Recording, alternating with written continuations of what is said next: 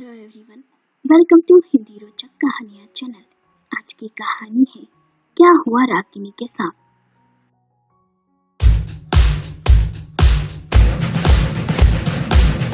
रागिनी की भाभी का कॉल था। फोन पर बात करने के बाद रागिनी उदास सी हो गई। सोचने लगी, ना जाने सूरज कैसा होगा। भाभी सूरज की अच्छे से देखभाल कर भी रही होगी या नहीं। भाभी ने बताया था कि सूरज पतंग उड़ाते हुए छत से गिर गया, जिस वजह से उसका दाया पैर फ्रैक्चर हो गया और हाथ पीठ पर मामूली सी चोटें भी आई हैं। उसका इलाज अच्छे अस्पताल में करा रहे हैं। सोचते सोचते रागिनी की आंखों से आंसू बह निकले। तभी राघव ने कहा, माँ तुम रो क्यों रही हो। राघव की आवाज सुन रागिनी को जैसे होश आया हो। उसने अपने आंसू पोंछे और राघव को अपनी गोद में बैठाकर मुस्कुराने का नाटक करती हुई बोली, तू स्कूल से कब आया। राघव ने कहा, मैं तो कब से आ गया था माँ, पर तुम ही न जाने कहाँ खोई हुई सी थी। बहुत जोर से भूख लगी है, जल्दी से खाने को कुछ दे दो ना।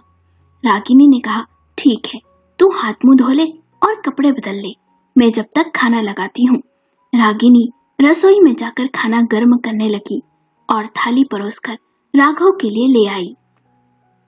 राघव ने कहा, माँ तुमने खाना खा लिया, रोज तो तुम मेरे साथ ही खाती हो ना, फिर आज।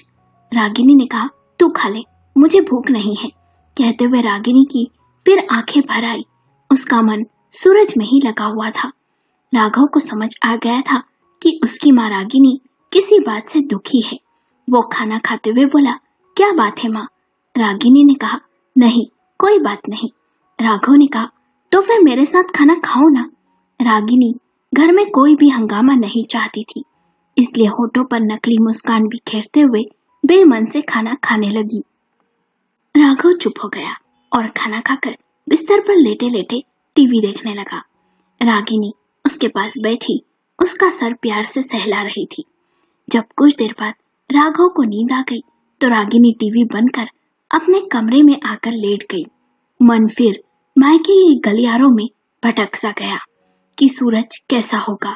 इस पीड़ा के समय उसने अपनी माँ को जरूर पुकारा होगा। माँ को याद कर वो जरूर बहुत रोया भी होगा। इतना छोटा बच्चा अपनी माँ से दूर कैसे रह सकता है। हो सकता है सूरज ने अपने पिता कुशल को भी याद किया हो। कुशल सूरज से कितना प्यार करते थे। जैसे ही वे ऑफिस से आते थे तब सूरज दौड़कर उनकी गोद में बैठ जाया करता था। वे भी सूरज के लिए बाजार से एक से बढ़कर एक वस्तुएं खाने के लिए लाते थे। उस समय सूरज कितना गोल मटल प्यारा सा था, जो भी उसे देखता उसे प्यार किए बिना नहीं रह पाता। जब सूरज 2 साल का हुआ तो वो फैंसी ड्रेस में राजकुमार बना था और पहला पुरस्कार भी जीता था। कितने प्यारे थे वो दिन। ये सब सोचकर रागिनी फिर रो पड़ी। यदि सड़क हादसे में कुशल की मौत न हुई होती तो आज यूं हंसता खेलता परिवार न बिखरता और सूरज को माँ बाप के प्यार से वंचित ना रहना पड़ता। कुशल की मौत के बाद 3.5 साल के बेटे को अपनी छाती से चिपकाए रागिनी मायके आ गई। मायके में दिन बिताना बहुत ही कठिन होता जा रहा था। भैया भाभी जब कुशल जीवित थे तब बहुत लाड़ लड़ाते थे, पर अब पूछते तक नहीं। उन दोनों का खर्च उठाना भी उन्हें भारी लग रहा था। तब रागिनी के पिता ने परिस्थिति को देख उसकी दोबारा शादी करने का सोचा और उसके लिए वर की तलाश शुरू कर दी। तब रागिनी के लिए जतिन का रिश्ता आया। जतिन से उसकी दूसरी शादी तय कर दी गई, पर जतिन ने शादी के पहले यह शर्त रखी कि उन्हें सिर्फ रागिनी स्वीकार है। उसके बच्चे को छोड़ उसे ससुराल आना होगा। जतिन खुद एक बच्चे का पिता था। उसकी पत्नी की मौत कैंसर से हो गई थी और सिर्फ अपने बेटे राघव के लिए वो ये शादी करना चाहता था, पर वो रागिनी के बेटे को नहीं अपनाना चाहता था। रागिनी के पिता ने रागिनी से यह बात छिपा ली। वे जानते थे कि रागिनी इस बात के लिए कभी भी राजी नहीं होगी। रागिनी पर घर के सभी सदस्य शादी के लिए दबाव बनाने लगे। रागिनी शादी के लिए मान भी गई और शादी कर जतिन के घर आ गई। जब भी फोन पर रागिनी ने सूरज को अपने साथ अपने ससुराल ले जाने की बात की तो उसके माँ बाप ने बात को टाल दिया। आखिर एक दिन रागिनी को सच पता चल ही गया। उसे अपने पिता पर बहुत गुस्सा आया, पर वो कर भी क्या सकती थी। जतिन ने तो शादी के पहले ही सारी बातें साफ कह दी थी। छल तो उसके साथ उसके अपनों ने किया था, इसलिए सूरज को मायके अपने माँ बाप और भाई भाभी के पास ही छोड़ आई। जब से फोन ही एक माध्यम था सूरज के बारे में जानकारी लेने का, माँ पिताजी से जब भी बात होती तो रागिनी को वे यही समझाते कि अब सूरज को भूलकर अपने भविष्य के बारे में सोचे। जतिन और राघव को इस बात का एहसास तक न होने दे कि वो सूरज को याद कर दुखी है। राघव को बेटा समझ उस पर ही अपनी ममता लुटाए। रागिनी को ससुराल आए 1 साल बीत गया था। इस बीच सिर्फ वो एक ही बार मायके गई थी, क्योंकि जतिन उसे मायके नहीं जाने देता था। जब भी वो मायके जाने की बात करती तो जतिन उसे कहता, मायके का मोह कम कर दो, अब तुम्हें इस घर में किस बात की कमी है। पर मन तो उसका मायके में सूरज के पास ही लगा हुआ था। वो रोज सूरज को याद कर आंसू बहाती। अब उसकी भाभी की बात ने कि सूरज छत से गिर गया है, उसके मन में और भी ज्यादा खलबली मचा दी थी। वो सूरज को बाहों में भरने के लिए तड़प उठी थी। जब शाम को जतिन ऑफिस से घर आया तो रागिनी खुद को रोक नहीं सकी और जतिन से बोली वो 2 दिन के लिए मायके जाना चाहती है। जतिन ने हर बार की तरह कहा, क्या करोगी मायके जाकर, और वैसे भी तुम माँ बनने वाली हो, दूसरा महीना चल रहा है, यहाँ रहो और आराम करो। रागिनी ने कहा, मायके जाकर भी आराम ही करूंगी, वहाँ भैया भाभी माँ बाबूजी हैं मेरा ख्याल रखने के लिए, घर की बहुत याद आ रही है। रागिनी मानो जिद पर ही आ गई थी। ये सुन उसकी सास प्रभा देवी ने जतिन से कहा, जाने दे उसे मायके, शादी के बाद एक बार ही गई है, साल भर होने को आ गया, उसे याद तो आती होगी। जतिन ने रागिनी को मायके जाने की इजाजत दे दी। रागिनी बैग में अपना सामान रखने लगी, तभी राघव भी जिद करने लगा कि माँ मैं भी तुम्हारे साथ चलूंगा, तुम्हारे बिना मेरा मन नहीं लगेगा। राघव साल भर में रागिनी से बहुत ही घुल मिल गया था, उसे अपनी सगी माँ समान मानने लगा था। राघव को जिद करते देख प्रभा देवी ने रागिनी से कहा, ले जा बहू, इसे भी अपने साथ ले जा, कुछ दिन घुमाएगा और इस बहाने नाना नानी से भी मिल आएगा। रागिनी ने राघव का सामान भी बैग में रख लिया। रागिनी और राघव के लिए जतिन ने अपनी कार और ड्राइवर भेज दिया था। दोनों कार में बैठ रागिनी के मायके पहुंच गए। रागिनी को देख उसकी माँ भाभी सब बहुत खुश हुए। उससे माँ पूछती रही, जतिन के साथ खुश तो है। रागिनी रोने लगी। उसके मन में तो अपने बेटे सूरज का दुख भरा हुआ था।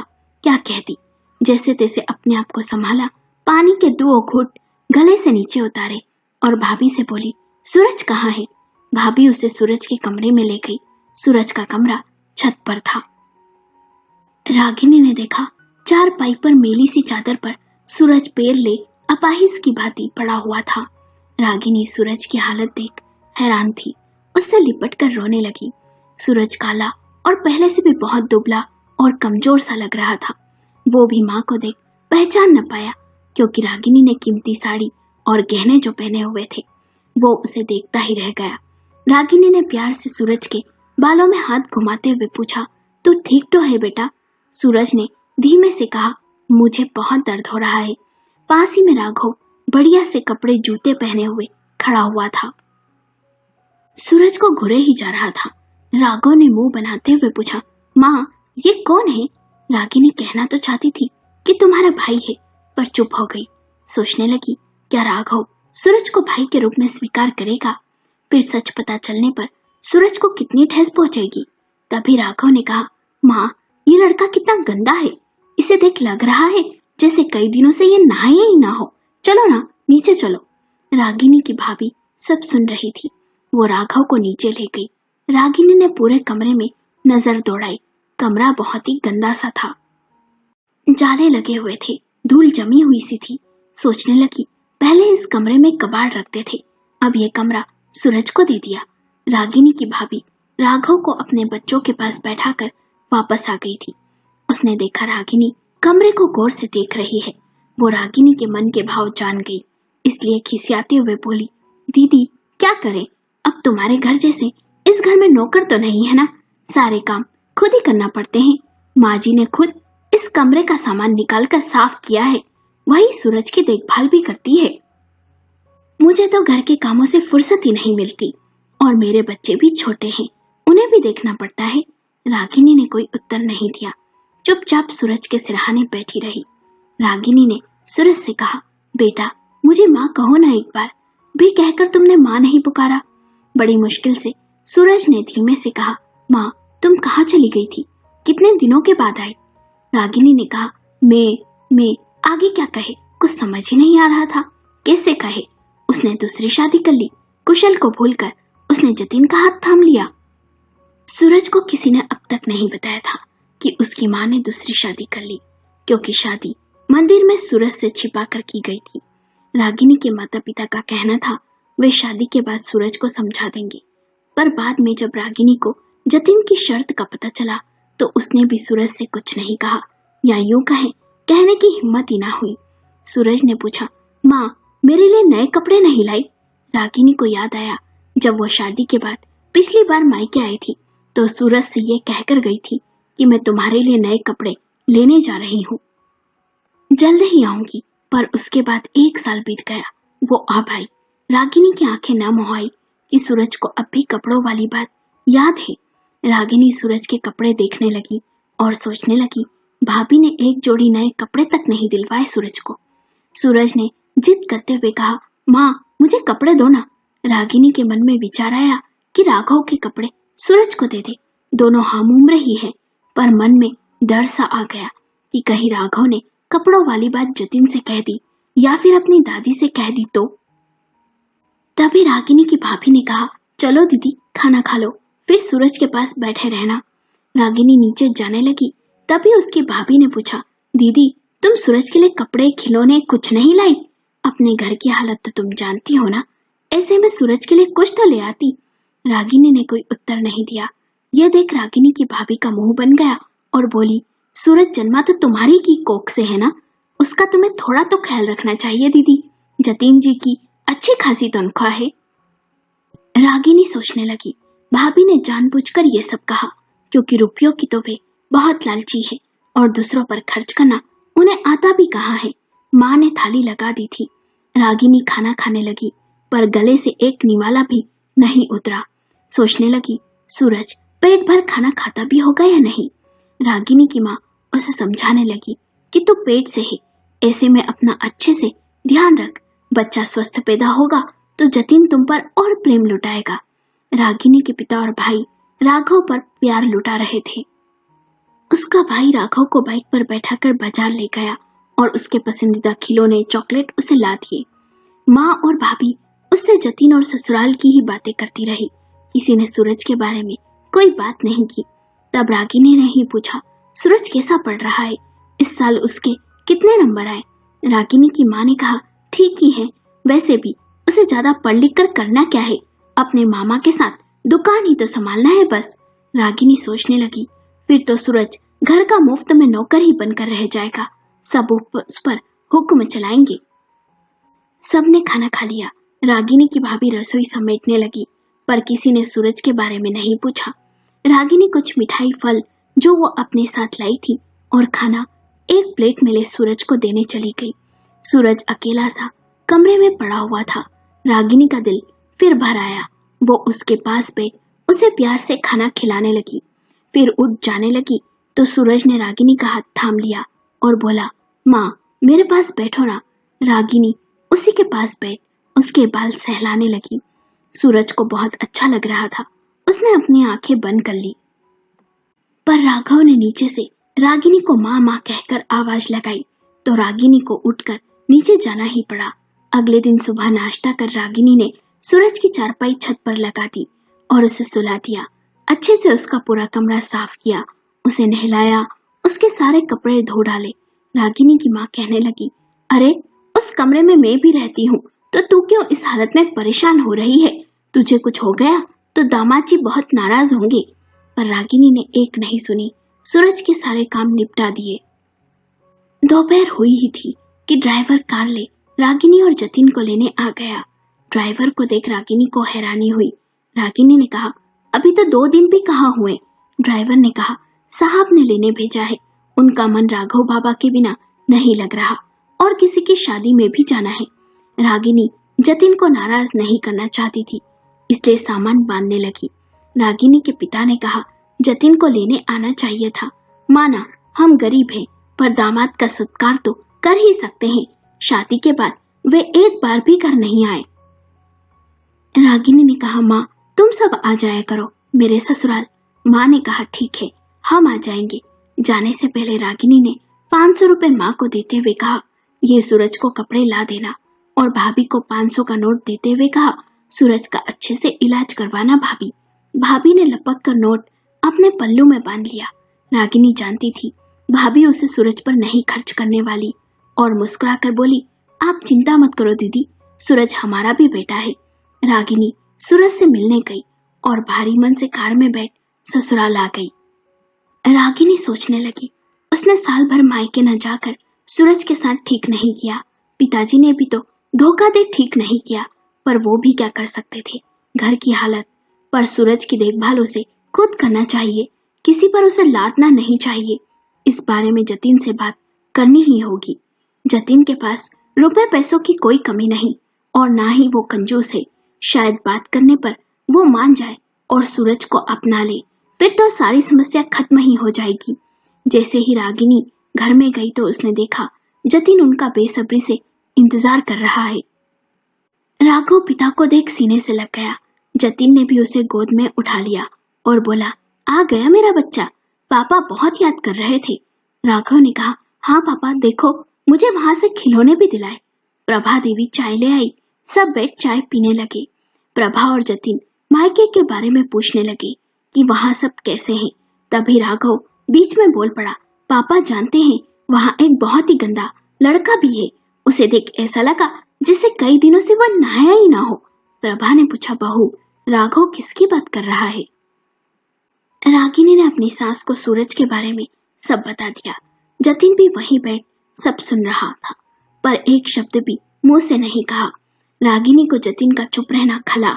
उसने कुछ कहना चाहा, पर प्रभा देवी ने बीच में ही उसे टोकते हुए कहा, बातें तो होती रहेगी, सब तैयार हो जाओ, हमें शादी में चलना है। प्रभा देवी के मायके में किसी रिश्तेदार की शादी थी। सब तैयार हो गए। पूरे रास्ते रागिनी मौन रही। रागिनी इतनी जल्दी हार मानने वालों में से नहीं थी। उसने मन बना लिया था कि चाहे कुछ भी हो जतिन से बात करके ही रहूंगी। आखिर अगले दिन रागिनी को मौका मिल गया। प्रभा और राघव गार्डन गए हुए थे।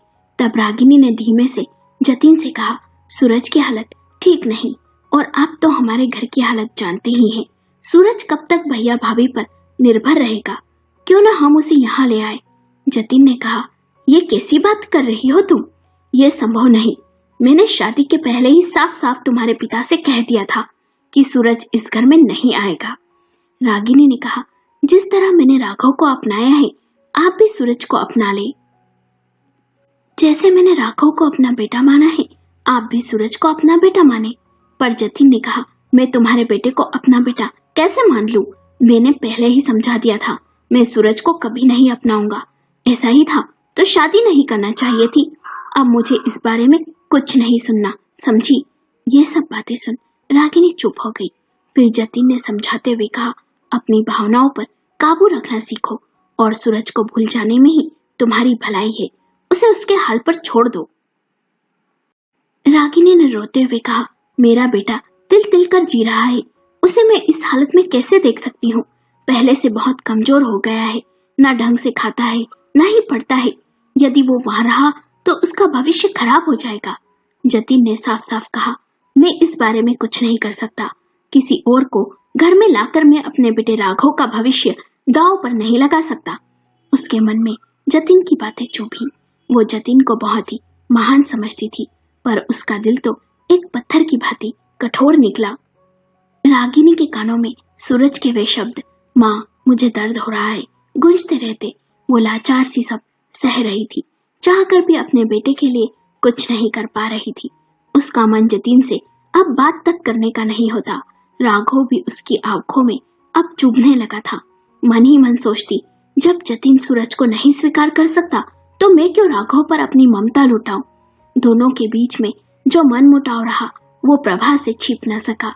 प्रभा ने पूछा, बहू जब से तुम मायके से लौटी हो उदास हो, ये उदासी होने वाले बच्चे के लिए ठीक नहीं है। रागिनी ने प्रभा से कुछ नहीं कहा, पर प्रभा जानती थी मन में रागिनी की क्या है। रागिनी ने इस डर से अपनी सास से कुछ नहीं कहा, जब उसका पति नहीं समझा उसे तो सास कौन सा उसका दर्द समझेगी। एक दिन प्रभा ने कहा वो कुछ दिन हरिद्वार जाना चाहती है। जतिन ने कहा ठीक है जाओ। अगले दिन प्रभा हरिद्वार चली गई। उसके बाद तो एक नियम सा बन गया, हर 2 माह में एक बार प्रभा हरिद्वार जाने लगी। रागिनी सोचने लगी कैसी औरत है, दान धर्म करने हरिद्वार जाती है, पर एक बार भी उसके बेटे सूरज के बारे में नहीं सोचती कि वो माँ के बिना कैसा होगा। माँ जी भी जतिन की भांति स्वार्थी ही है। मन ही मन रागिनी अपने बेटे की चिंता में घुले जा रही थी। वो एक बेटी की माँ भी बन गई थी। जब भी रागिनी अपनी भाभी से सूरज के बारे में पूछती तो वे गोलमोल जवाब देती। रागिनी की उससे बात ही नहीं करवा रही थी। इसलिए रागिनी ने फिर मायके जाने का निर्णय लिया। उसने जतिन से छिपकर 10,000 रुपए भी रख लिए। सोचा सूरज के काम आएंगे। जतिन ने पहले इनकार किया, पर बाद में जाने की इजाजत दे दी। पर ड्राइवर को कह दिया कि अगले दिन ही रागिनी को साथ लेकर लौटना। इस बार जतिन ने राघव को साथ नहीं जाने दिया। जतिन के कठोर व्यवहार से रागिनी का दिल टूट सा गया। सारे रास्ते वो रोती ही रही। माँ और भाभी ने रागिनी का और उसकी बेटी का स्वागत किया, पर रागिनी तो सूरज को सीने से लगाने के लिए बेचैन थी। वो दौड़ती हुई ऊपर कमरे में गई, पर वहां ना तो सूरज था और ना ही उसका कोई सामान। ये देख रागिनी बौखला सी गई और बोली कहाँ है मेरा बेटा, वो ठीक तो है? वो दिखाई क्यों नहीं दे रहा? आप सबने मेरे और मेरे बेटे के साथ ठीक नहीं किया। रागिनी जोर जोर से विलाप करने लगी। रागिनी की भाभी ने कहा मेरी बात सुनो और आंसू पोंछो। एक दिन तुम्हारी सास प्रभा यहाँ आई और उन्होंने अपने साथ सूरज को ले जाने की इच्छा जाहिर की। वे सूरज को हरिद्वार ले गई। वहां उन्होंने उसका अच्छे से इलाज करवाया और अब वो वहीं हॉस्टल में रहकर पढ़ाई कर रहा है।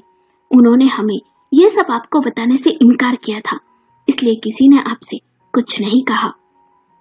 रागिनी को यह सुन बहुत हैरानी हुई कि मेरी सास को सूरज के बारे में सब पता कैसे चला। उसी समय रागिनी अपनी भाभी को ले हरिद्वार के लिए निकल पड़ी। वहां जाकर वो सूरज से मिली। सूरज पहले से बहुत अच्छा दिख रहा था, अच्छे हॉस्टल में रह रहा था, अच्छे कपड़े भी पहने थे। सूरज माँ को देख लिपट गया और बोला माँ यहाँ सब बहुत ही अच्छा है, मुझे यहाँ बहुत अच्छा लगता है। एक औरत मुझे यहाँ लेकर आई। उन्होंने बताया कि वे मेरी दादी है। सच में माँ वो बहुत ही अच्छी है। मुझे यहाँ खाने को भी अच्छा मिलता है। मेरे बहुत सारे दोस्त भी हैं और जानती हैं इस बार मैं कक्षा में प्रथम भी आया। रागिनी सूरज की बातें सुने जा रही थी और मन ही मन अपनी सास को धन्यवाद दिए जा रही थी। कुछ समय सूरज के साथ बिताकर रागिनी फिर ससुराल आ गई। सास के पैर छूते हुए रो पड़ी और बोली माँ जी सच में आप महान हैं। आपने मेरे बेटे सूरज के लिए जो किया उसका एहसान मैं कभी नहीं भूल सकती। प्रभा ने कहा बहू तुमने मेरे बेटे और पोते के लिए जो किया उसके आगे ये कुछ भी नहीं है। मैंने उस दिन जतिन और तुम्हारी बातें सुन ली थी। मैंने तुमसे जानना चाहा, मैं तुम्हारा दुख बांटना चाह रही थी, पर तुमने मुझसे कुछ नहीं कहा। तब मैंने सूरज की मदद करने का निर्णय लिया। मैं जानती हूँ जतिन उसे कभी स्वीकार नहीं करेगा, उसे इस घर में कभी नहीं लाएगा, पर रुपयों की मदद करने से वो कभी भी इनकार नहीं करेगा। इसलिए मैंने उसे हॉस्टल में डाल दिया। देखना सूरज पढ़ लिख कर एक अच्छा इंसान बनेगा बहू। रागिनी ने कहा माँ जी आपने एक पराये लड़के को अपना कर जो किया मैं उसे कभी नहीं भूल सकती। प्रभा ने कहा सूरज पराया नहीं है, मेरा पोता ही है। जब तुमने हम सबको अपनाया तो क्या मैं सूरज को नहीं अपना सकती? रागिनी ने चिंतित स्वर में कहा पर जब ये बात जतिन को पता चलेगी तो वे बहुत गुस्सा होंगे। प्रभा ने कहा ऐसा कुछ नहीं होगा, मैं उससे बात करूंगी, सब ठीक ही होगा। रागिनी जानती थी कि जतिन अपनी माँ की बात जरूर सुनेगा। उसका मन संतोष से भर गया कि अब सूरज माँ जी की छत्र छाया में पलेगा। प्रभा ने जतिन से बात की तो वो उसका खर्च उठाने के लिए मान गया। रागिनी से प्रभा ने कहा मैं एक माँ हूँ और समझती हूँ एक माँ का दुख क्या होता है। तुम्हारा जब मन करे तुम सूरज से मिलने जा सकती हो और कोई तुम्हें नहीं रोकेगा। जतिन मौन रहा, अपनी माँ को कुछ कह न सका।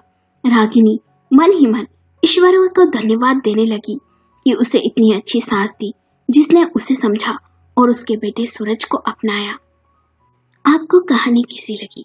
हमें अपने विचार जरूर कमेंट करके बताएं।